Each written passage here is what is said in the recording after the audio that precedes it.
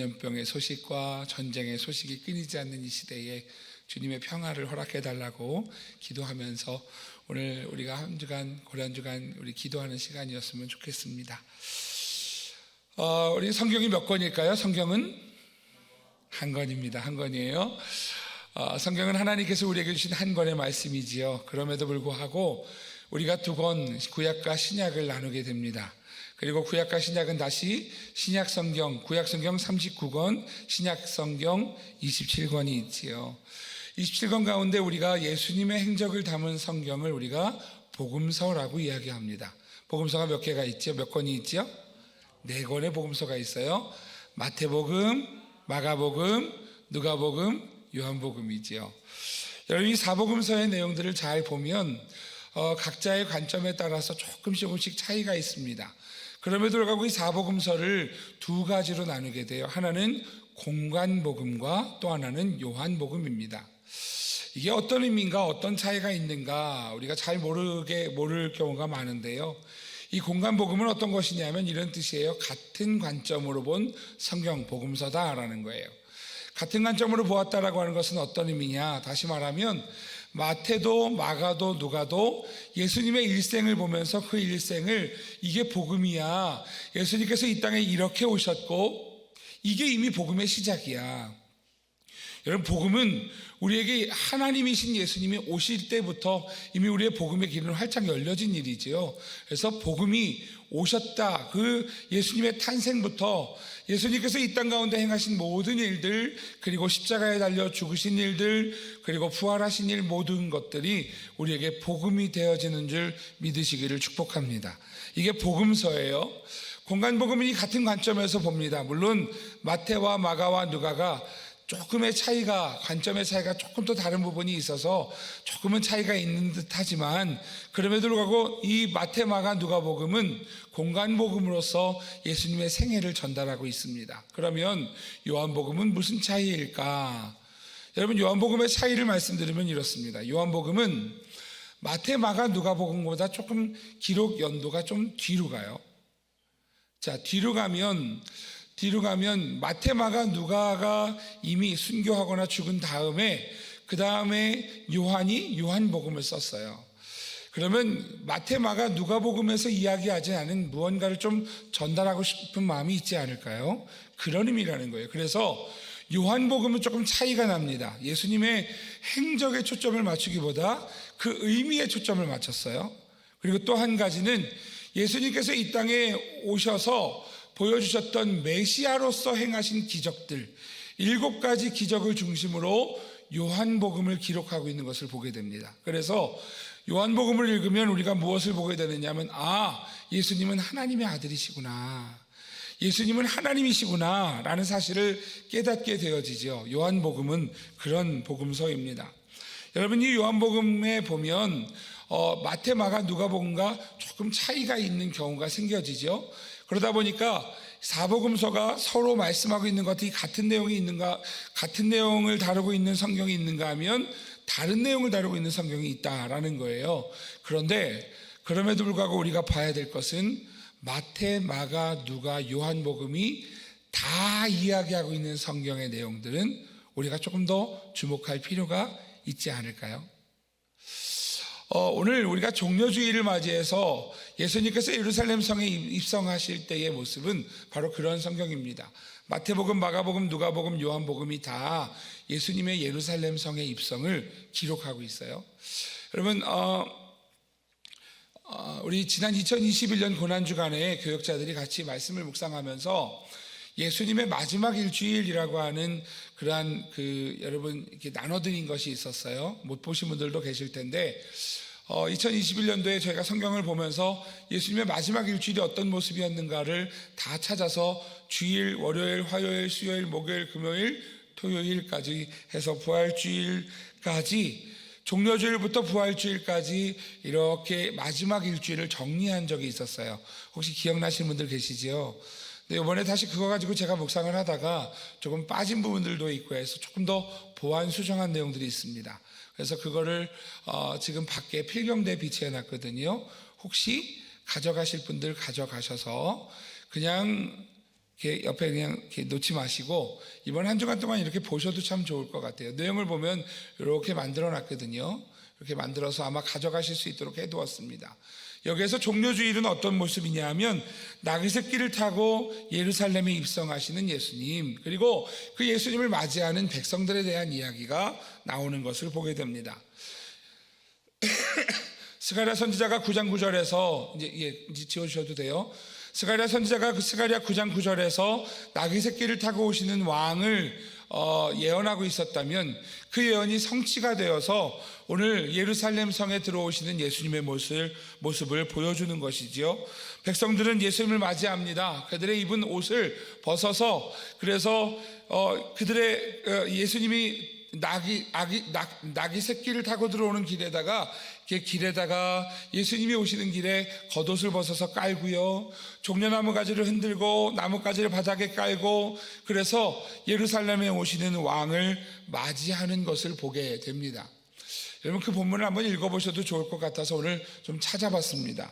마태복음은 이렇게 설명을 합니다. 21장 7절에서 9절인데요. 나귀와 나귀 새끼를 끌고 와서 자기들의 겉옷을 그 위에 얹음에 예수께서 그 위에 타시니 무리가 대다수는 그들의 겉옷을 길에 펴고 다른 이들은 나뭇가지를 베어 길에 펴고 앞에서 가고 뒤에서 따르는 무리가 소리 높여 이르되, 같이 읽을까요? 호산나 다윗의 자손이여 찬송하리로다. 주의 이름으로 오시는 이여 가장 높은 곳에서 호산나 하더라. 아멘. 마태가 기록하고 있는 예루살렘 성에 들어오시는 모습은 바로 이런 모습입니다.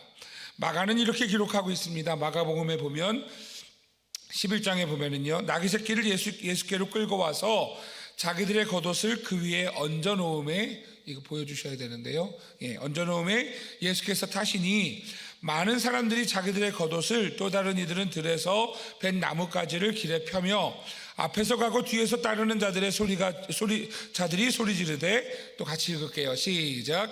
호산나 찬송하리로다. 주의 이름으로 오시는 이여 찬송하리로다. 오는 우리 조상 다윗의 나라여 가장 높은 곳에서 호산나 하더라. 아멘. 여러분, 거의 비슷해요. 그런데 조금씩 차이가 있어요. 왜 저희가 이 사복음서를 좀 다 보려고 하느냐 하면 그 차이를 보면서 조금 더 정확하게 그 당시의 모습을 보면 좋겠다 생각이 들어서 그래요. 여러분, 마태복음하고 마가복음의 차이를 이렇게 보면 앞뒤의 전후에서도 조금 다르지만 고백의 내용도 있죠. 마태복음은 다윗의 자손이요 이러는데 마가복음은 우리 조상 다윗의 나라요 이렇게 표현하고 있어요. 그들이 맞이하고 있는 것이 어떤 것이냐면 왕이시고 그 왕의 나라가 이제 이 땅 가운데 임한다라고 하는 것을 이야기하는 것이죠. 누가도 기록을 합니다. 누가복음 19장 말씀이에요. 제가 읽을게요. 나귀 새끼를 풀 때에 그 임자들이 이르되 어찌하여 나귀 새끼를 푸느냐 대답하되 주께서 쓰시겠다 하고 그것을 예수께로 끌고 와서 자기들의 겉옷을 나귀 새끼 위에 걸쳐놓고 예수를 태우니 가실 때에 그들이 자기의 겉옷을 길에 펴더라.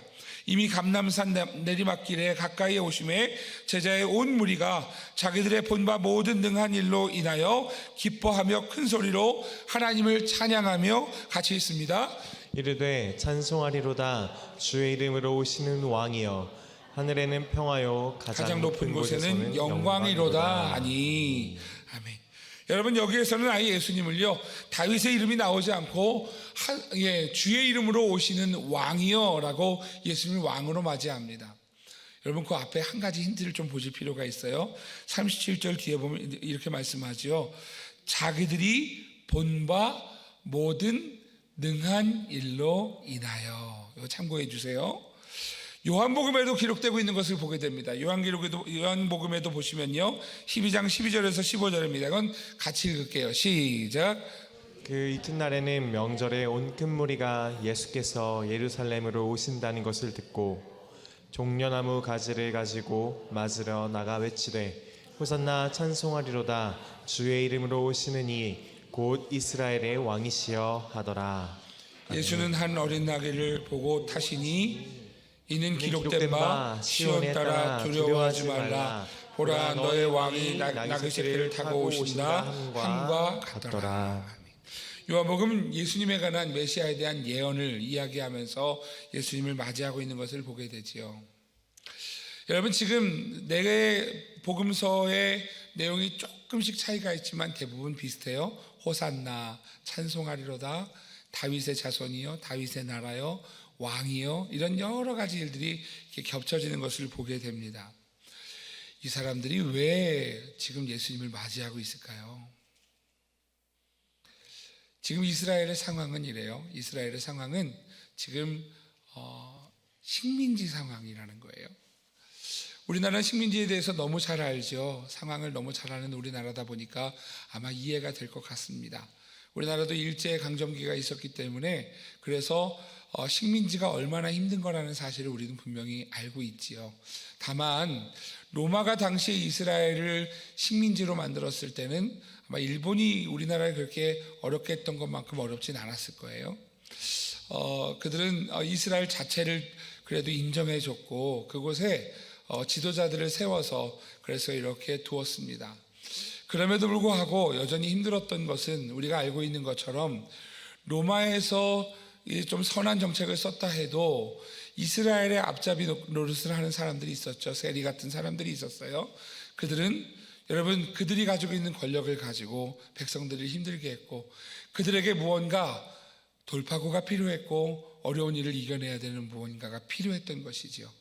어려움에 그때 메시아가 오셔야 한다라는 사실을 그들은 인지하고 있었어요. 그럴 때 예수님께서 오셔서 그들이 본 바 놀라운 기적들을 행하시는 것을 보죠. 그들은 예수님을 맞이합니다. 예수님이 오시면서 예수님이 우리의 구원자이십니다 라고 고백을 합니다. 호산나라고 하는 단어를 외치고 있는 사람들을 보게 되죠. 이 호산나라고 하는 단어가 처음 쓰여진 성경은 시편 말씀이에요.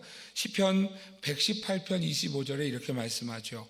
여호와여 구하옵나니 이제 구원하소서. 여호와여 우리가 구하옵나니 이제 형통하게 하소서. 여기서 구원하소서라고 하는 단어가 히브리어로 호사나 이렇게 읽어요. 호샤나 또는 호사나 이렇게 읽어요. 원래는 이 단어가 호시아나라고 하는 단어였어요. 이 단어는 무슨 뜻이냐 하면 구원이라고 하는 단어예요. 이 말이 호시아나에서 줄임말이 됐어요. 줄임말이 돼서 호산나, 우리가 읽을 때 호산나, 그들은 호샤나 또는 호사나라고 읽었죠. 그들은 구원이라고 하는 이름을 부를 때 이 호산나를 외쳤다라는 거예요. 여러분, 그들은 그들의 삶의 어려움 속에서 메시아가 오시면 그 메시아로 인하여서 그들의 삶에 돌파구가 생길 거라 생각을 했던 것이지요. 예수님을 보니 그분이 메시아 같더라. 예수님을 보니 그 예수님이 오셔서 병든 자들을 고쳐주시고 모든 문제를 해결해 주시는, 심지어는 먹을 것까지 해결해 주시는, 그래서 오병이의 기적을 통하여서 불과 요만큼 한 그릇밖에 되지 않는 그 그릇을 가지고 5,000명을 먹이시는 사건을 보면서 이분이 메시아다, 이분이 우리의 왕이어야 한다, 그러면 로마도 물리칠 수 있고 우리의 모든 어려움도 해결할 수 있다라고 하는 그러한 상황을 오늘 그들은 예수님을 모시면서 생각하고 있었다라는 것이지요. 여러분, 별반 다르지 않은 우리들은 아닌가요? 우리들은 예수님을 도깨비 방망이처럼 생각하고 있지는 않습니까? 예수님께 금나와라 뚝딱, 은나와라 뚝딱 하면 금 주시는 예수님, 은 주시는 예수님, 내 입맛에 맞게 주시는 예수님, 여러분 그렇게 생각하고 계시지는 않습니까? 점점 시대가 더 그런 성도들이 많아지는 시대를 사는 것 같습니다. 제가 설교를 하면서 요즘 부담을 많이 가져요. 왜냐하면 빨리 끝내래요. 설교에 대해서 이것저것 막 이렇게 하시는 분들이 많아서요. 그래서 막 설교를 하다 보면 막 부담감으로 와서 어떨 때는 막 말이 빨라져요. 예전에 그런 거 없었거든요. 그런데 요즘에는 점점 내 입맛, 내가 원하는 것을 찾는 성도들이 많아진 시대가 됐어요. 여러분, 하나님의 말씀을 하나님의 음성으로 들으시기를 주의 이름으로 축복합니다. 호산나를 외치는 이 사람들은요, 뭐 하고 있는 거냐 하면 자기들의 입맛에 맞는 사람을 지금 모셔드리는 거예요. 입맛에 맞으니까 오늘 그분이 오시면서 왕이시여 라고 하면서 자기들의 겉옷까지 내어주고요, 열광하는 모습을 지금 보여주고 있는 거예요. 여러분, 그런데 오늘 이 모습이요, 오늘 이 사람들에게는 오히려 이 예수님을 맞이하는 군중들이 결국에 불과 일주일도 되지 않는 5일 사이에 돌변하는 모습을 보게 되지요. 예수님을 십자가에 못 박으라.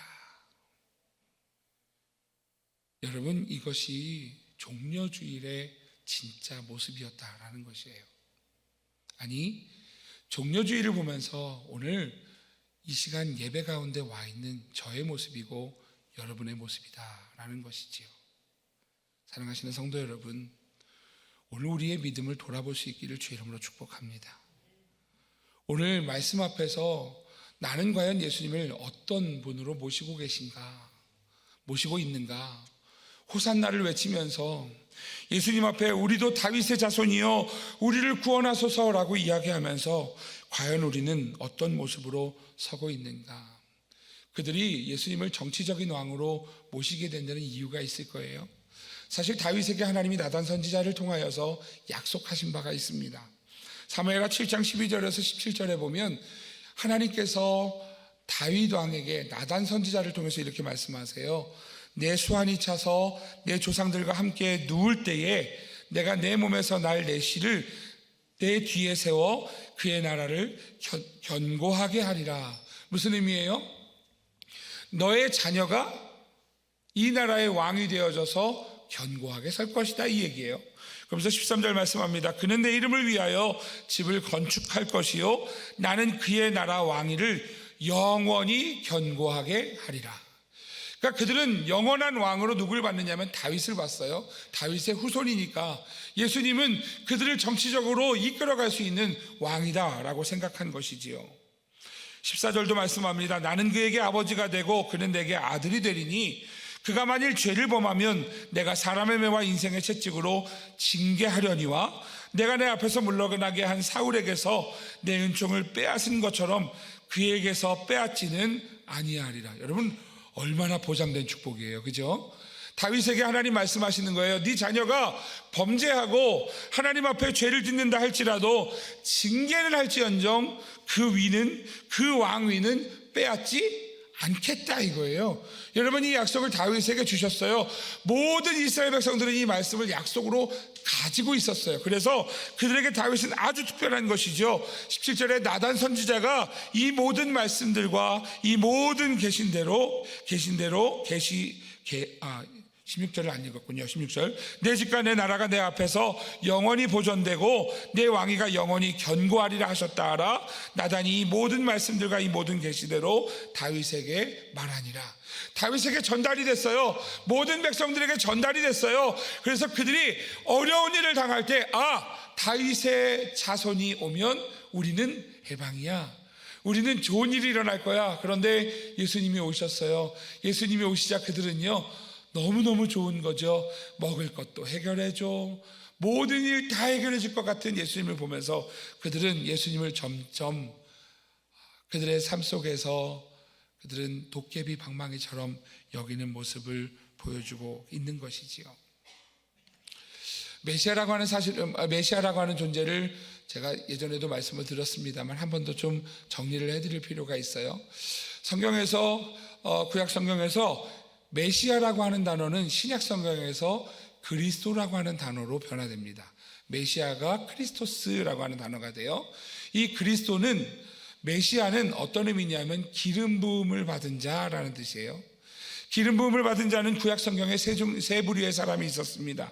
첫째는 제사장들이었습니다. 출애굽기 30장에 보면 이렇게 말씀하죠. 너는 아론과 그의 아들들에게 기름을 발라 그들을 거룩하게 하고 그들이 내게 제사장 직분을 행하게 해라. 그러니까 제사장을 세울 때 뭘 발랐다고요? 머리에 기름을 부었다고요. 또 있어요. 왕도 그랬습니다. 우리가 잘 알고 있는 사무엘상 16장에 보면 사무엘 선지자가 다윗에게 기름을 부어서 왕으로 세우죠. 그죠? 일어나 기름을 부으라 이렇게 설명해요. 다윗이 기름 부음을 받은 이후에 여호와의 영에게 크게 감동됐다. 여러분, 왕이 이제 시작된 거예요. 그게 다윗이에요. 사울도 기름 부어서 왕이 됐고요. 그리고 여러분, 성경에서 왕을 세울 때는 선지자가 기름 부어 세웠어요. 열왕기상 19장에서 보면 그 모습이 잘 나옵니다. 16절 같이 한번 읽어볼게요. 시작. 너는 또 nim시의 아들 예후에게 기름을 부어 이스라엘의 왕이 되게 하고 또 아벨 무흘라 사밧의 아들 엘리사에게 기름을 부어 너를 대신하여 선지자가 되게 하라. 아멘. 여러분, nim시의 아들 예후에게 기름을 부어서 왕으로 세워라. 전형적이죠. 그리고 엘리사에게 기름을 부어서 그래서 선지자가 되게 하라. 그러니까 제사장과 왕과 선지자가 기름 부음을 받은 존재였죠. 우리가 잘 알고 있는 것처럼 하나님은 모세를 세워서 애굽에 갇혀 있는 이스라엘의 지도자로 삼으십니다. 너무 좋았어요. 너무 좋았어요. 하나님이 애굽에 갇혀 있는 이스라엘 백성들을 구원하시기로 작정하셨거든요. 출애굽기에 보면 이제 가라.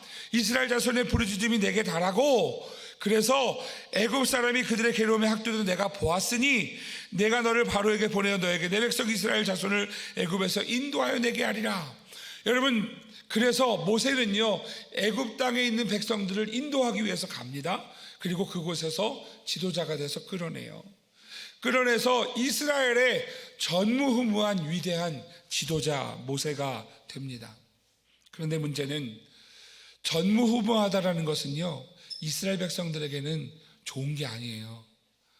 전무일수는 있어도 후무면 안 되잖아요. 그러면 좋은 지도자가 없다는 얘기잖아요. 그러면 돼야 안 돼요? 안 되는 거죠. 근데 없어요. 모세 같은 지도자를 찾다가 기다리다가 그런데 그들이 하나님께 왕을 요구하게 되는 거예요. 지도자가 없다면 왕이라도 세워서 이게 되는 거죠. 그런데 하나님은 다윗을 통하여서 좋은 왕을 또 보여주십니다. 다윗이 왕이 되었습니다. 이스라엘에 전에 없었던 왕이었고요. 후에도 그만한 왕이 없어요. 문제는 후에도 없다는 것이죠. 그러다 보니까 이스라엘 백성들이 다윗 이후에 다윗 같은 왕, 모세와 같은 지도자를 꿈꾸는 거예요. 여러분, 그런 분을 주실 거야. 다윗의 자손으로부터 주실 거야. 여러분, 그것이 메시아 사상이 됐어요. 여러분, 자나깨나 그분이 오실 거야. 이 마음이 여러분 세례 요한의 질문을 보면 백성들의 기다림이 보이죠. 마태복음 11장 3절이에요. 예수께 여짜오되 오실 그이가 당신이 오니까 우리가 다른 이를 기다리오리까. 이스라엘 백성들이 자나 깨나 앉으나 서나 당신 생각이 아니고요 메시아만 생각했다고요. 여러분, 메시아가 오실 거야 여러분 이것만 생각했다고요. 그리고 그들은 예수님이 오시자 확신했어요. 아, 우리가 기다리던 분이 오셨구나. 그분이 오셔서 우리의 병의 문제도 아픈 문제도 해결해 주시고 우리의 먹는 문제도 해결해 주시고 그분은 우리의 진짜 왕이야. 그분이 다윗의 자손이 얼마나 좋아. 그들이 외치는 거예요. 요한복음 12장 12절 13절이죠. 그 이튿날에는 명절에 온 큰 무리가 예수께서 예루살렘으로 오신다는 것을 듣고 얘기를 들었어요. 그리고 합니다. 우리 13절 같이 읽어요. 종려나무 가지를 가지고 맞으러 나가 외치되 호산나 찬송하리로다. 주의 이름으로 오시는 이 곧 이스라엘의 왕이시여 하더라. 자나깨다 기다리던 분이 예루살렘으로 들어온다더라. 우와, 이제 진짜 왕이구나. 우리의 왕이 오셨구나. 여러분, 그들은 그들의 기쁨되는 기쁨조로서의 예수님을 생각하고 있었다는 것이지요. 그들의 필요를 채워주는 여러분 그들이 원하는 예수님, 이렇게 네모를 짜놓고요 그 안에 예수님을 갖다 우겨 넣어서 내가 원하는 예수님, 내가 생각하는 예수님을 여러분 그렇게 짜맞추며 예수님을 맞아 드렸다라고 하는 거예요. 그런데 불과 5일 만에 그 예수님은 아무것도 아닌 분처럼 여겨졌고 그들은 예수님을 십자가에 못 박으라고 이야기하는 것입니다. 사랑하시는 성도 여러분, 오늘 이 말씀을 보면서 우리의 신앙을 점검해보는 시간이었으면 좋겠습니다. 오늘 종려주일이 우리에게 뭐라고 말씀하시는지 여러분 기억했으면 좋겠습니다.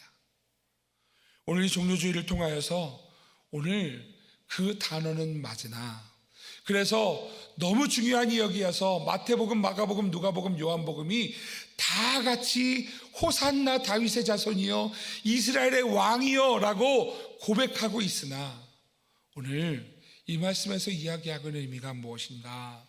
여러분 우리가 좀 살펴보는 시간이었으면 좋겠습니다. 먼저 오늘 생각해야 될 키포인트가 있어요. 첫 번째 키포인트는 이것입니다. 옛적부터 인도하신 왕이시다라는 거예요. 오늘 성경은 이렇게 말씀합니다. 오늘 주제 말씀인데요. 74편, 시편 74편 12절입니다. 같이 읽어볼게요. 시작. 하나님은 예로부터 나의 왕이시라 사람에게 구원을 베푸셨나이다. 아멘. 시편의 기자는 오늘 우리 주님을 이렇게 고백합니다. 하나님은 예로부터 나의 왕이십니다.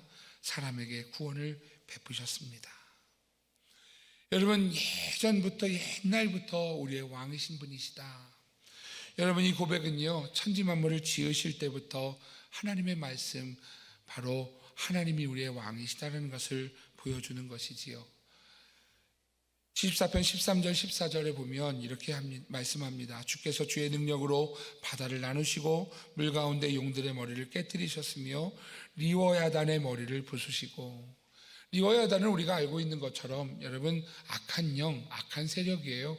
근데 그것을 모두 깨부수는 옛적부터 모든 일의 주관자 되시는 왕이신 하나님이십니다 라고 오늘 고백하는 것이지요. 두 번째 키포인트는 이렇습니다. 우리의 필요를 채우셨습니다. 오늘 14절 뒷부분부터 15절을 말씀합니다. 같이 읽어볼게요. 시작. 그것을 사막에 사는 자에게 음식물로 주셨으며 주께서 바위를 쪼개어 큰 물을 내시며 주께서 늘 흐르는 강들을 마르게 하셨나이다. 아멘. 어느 때 얘기예요? 이스라엘 출애굽해서 광야의 이야기죠. 광야에 사는 자에게 음식물을 주신 하나님. 그들이 필요할 때마다 만나와 메추라기로 그들을 배부르게 먹도록 하신 주님, 또 바위를 쪼개어 큰 물을 내신 주님, 그리고 흐르는 강물 홍해와 요단강을 마르게 하셔서 마른 바닥처럼 건너게 하신 바로 나의 왕이시다라고 하는 거예요. 세 번째 키포인트는 오늘 성경은 이렇게 말씀합니다. 16절 17절이에요. 같이 읽을게요. 시작. 낮도 주의 것이요 밤도 주의 것이라 주께서 빛과 해를 마련하셨으며 주께서 땅의 경계를 정하시며 주께서 여름과 겨울을 만드셨나이다. 아멘. 여러분 지금 낮도 밤도 주의 것입니다. 여러분 누가 낮을 주관하고 누가 밤을 주관할 수 있어요? 세상에 어느 누구도 흉내낼 수 없지요. 날아가는 새도 떨어뜨릴 수 있다는 권력이라 해도 여러분 낮도 밤도 주관할 수 있는 능력은 없어요. 그것의 주인이신 하나님만이 가능하다. 주께서 빛과 해를 마련하셨다. 여러분 태양은 우리가 아직도 가본 적도 없는 곳인데요. 그 해를 마련하신 분이 우리 하나님 우리 왕이시다. 또 주께서 땅의 경계를 정하시고 여름과 겨울을 만드셨습니다. 다시 말하면 세 번째 키포인트는 이것이에요. 온 천지 만물의 진정한 주인이신 왕이시다라는 것이지요. 여러분 오늘 그 주님이 오늘 이 말씀에서 우리에게 가르쳐주는 호산나 다윗의 자손이요 왕이요 라고 고백하며 우리에게 가르쳐주는 것이 무엇인가? 오늘 첫 번째는 이것입니다. 저를 따라해 주세요. 주님은 나의 왕이십니다. 여러분 오늘 이 고백이 우리의 고백되기를 주의 이름으로 축복합니다. 5일 있다 변하는 고백이 아니고 오늘 우리의 일생을 들여서 하나님 앞에 고백할 수 있는 고백이기를 소망합니다. 왕이 어떤 분이시냐 하면 왕은요 내 삶을 주관하는 분이세요. 교회에서는요 다 하나님이 나의 왕으로 여기는 것처럼 살아요. 문제는 여기 말고요 밖에 나가셔서 하나님이 나의 왕이십니다. 주님은 나의 왕이십니다. 고백하는 삶을 사시기를 주의 이름으로 축복합니다. 여러분 하나님이 왕이신 이유는요 우리를 창세전부터 우리를 선택하셨어요. 하나님의 백성으로 선택하셨어요.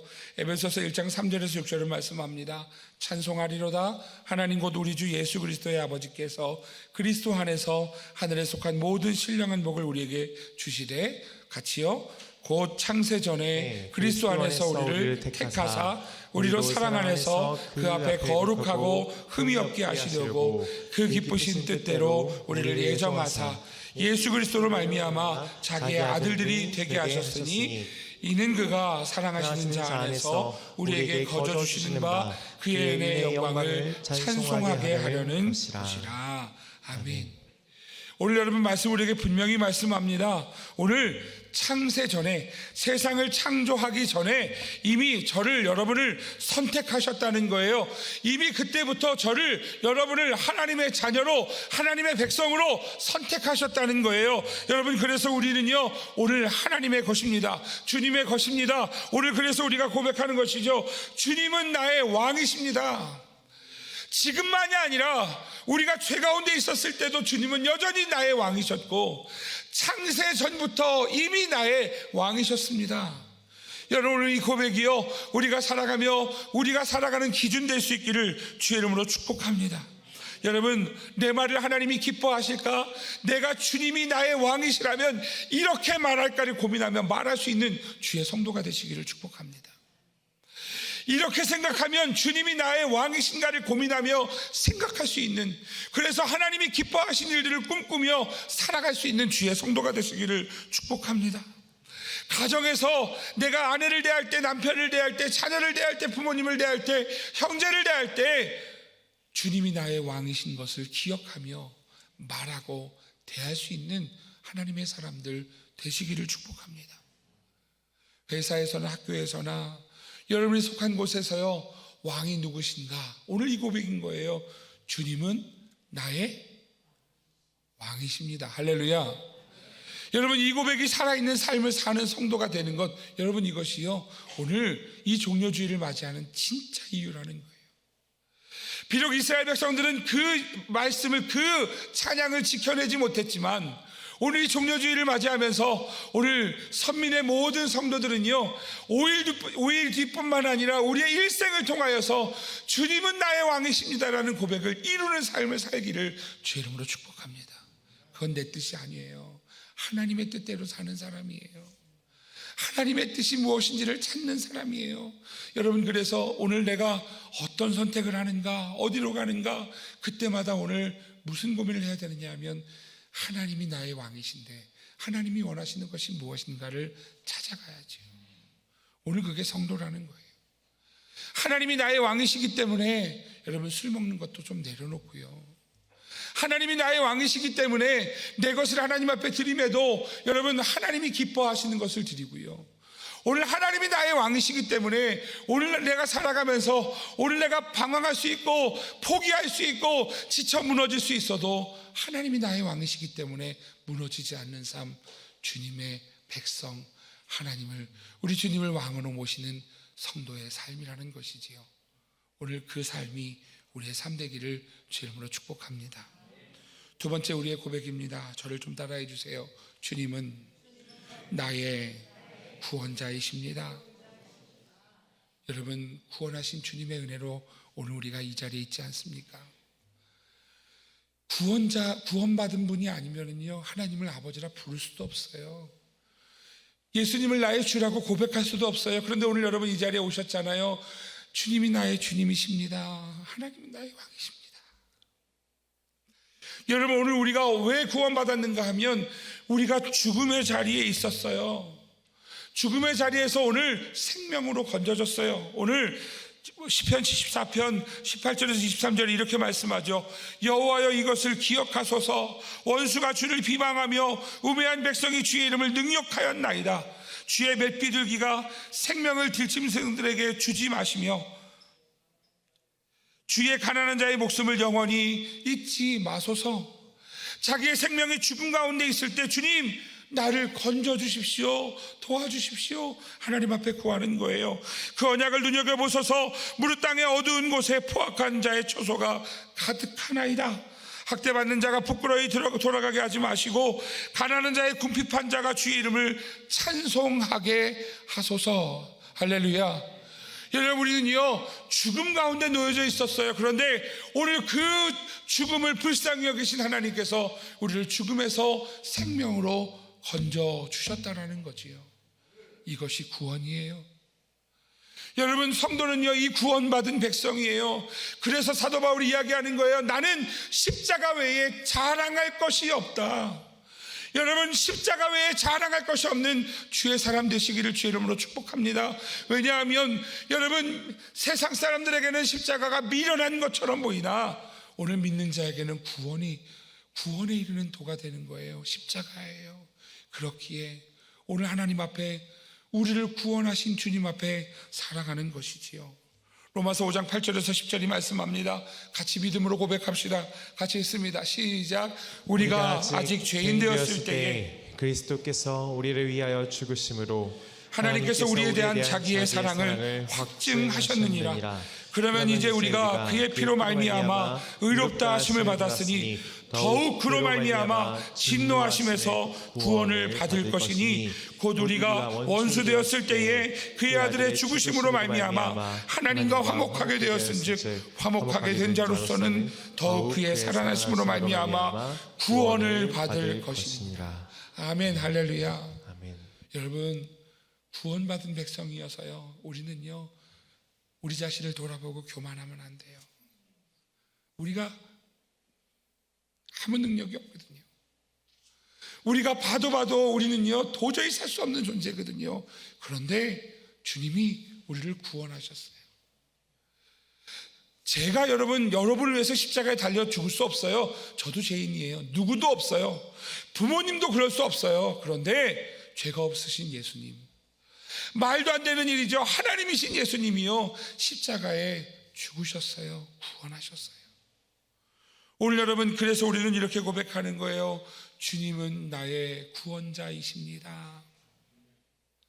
여러분, 오늘 이 고백이 여러분의 삶에서 끊어지지 않기를 주의 이름으로 축복합니다. 그 삶이 믿는 성도의 삶이에요.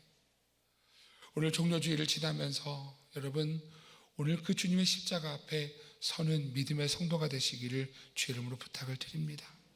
십자가 앞에 서보니 나는 도저히 살 수 없고, 그럼에도 불구하고 나의 왕이신 우리 주님이 나를 위하여 십자가를 지셔서 나를 구원하셨구나. 오늘 여러분 이 마음을 가지고 오늘 믿음으로 주님을 바라보며 사는 이 종료주일을 지내며 변하지 않는 믿음을 가지고 주님을 왕으로 고백하며 구원자로 고백하며 오늘을 사는 믿음의 성도들 되시기를 주의 이름으로 축복합니다. 우리 가슴에 손을 얹고 같이 기도했으면 좋겠습니다. 하나님, 우리의 삶은 여전히 욕심도 있고, 아니 욕심이 있는데도 불구하고 그 욕심조차도 내가 깨닫지 못하는 참 죄인입니다. 내 입으로 다른 사람을 아프게 해놓고도 그 아프게 한 것조차도 깨닫지 못하는, 나 자신을 돌아보지 못하는 저는 죄인입니다. 하나님, 오늘 이 말씀 앞에 섭니다. 오늘 내 입술과 내 생각과 내 삶을 왕 되신 주님이 주관해 주십시오. 그 주님 앞에 순종할 수 있게 도와주십시오. 나를 구원해 주신 그 주님 앞에 오늘 내 일생을 드려 하나님을 기쁘시게 해드리는 복된 삶이 되도록 하나님 인도해 주십시오. 오늘 말씀을 기억하며 같이 기도하며 나아가겠습니다.